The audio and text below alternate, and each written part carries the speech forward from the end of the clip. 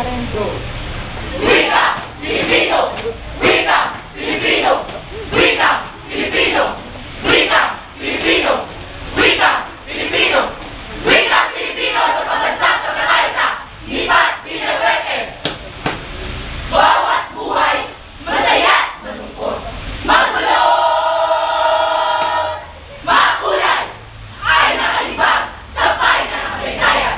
Mula sa pagkakatilang at tungo sa kamusutan, maging sa paglaki hanggang sa kamatayan. Kamatayan! Kamatayan! Kamatayan! Kamatayan!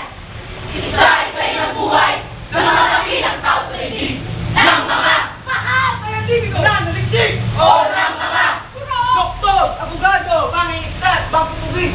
bawat isa may bibig, may pangarap na nais makamit at isama sa mga bituin na pinasukit-sukit sa bawat panahon, sa bawat kasaysayan, sa bawat henerasyon may kalawaan na nakisip, may palitan ng paniniwala, may sabitan ng matuloy, maging ito ay magpunga ng tuwa, ng lungkot, ng galit, sila-sila'y nagtatakbo, kayo-kayo'y nagpapapas, tayo-tayo nag-iisip, managsurin mga balakat, nang iniwanan pa siya, ng wika ang ginamit, Wikang Pilipino! Wikang Pilipino! wika ang Pilipino, wika ang mga Diyos, mga bayan, mga tao, wika ang naglalakot, sa isip ang mga bansa, wika ang nagbunood, sa damdaming mga lupa, Sayang palay, magbabago itong saglit. ano?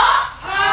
Sa ingayang palay, mababago sa saglit, sa taong silangan, doon sa silangan, ang silat ng araw, tumingin, tumitap, uminig, nandig ang diwang, inahiting-hingin, tumibok ang puso, dahil higit-higit, dahil hindi maugat, ng akong mga bisig, bawat isa, nagkaisa, may lantas sa isip, ang mga makilisurat, nilalim-isip, pangkat-pangkat, sama-sama, ang isipin bawat isa, kilala, di kilala, kaaway at di kaaway, mayaman, mahirap, matalino at mangmang, aktivista at militar, nagkayat ang ganap, sa isang miting sa mga pangarap. Representative, magagawa, kawari. Guro! Mga malaki! Estudyante! Bola! Tambay, salo, pulis, laser, ali. Ate! Mag-isa at magpupupig, nagkaisa, nagkasama, nagkaisa.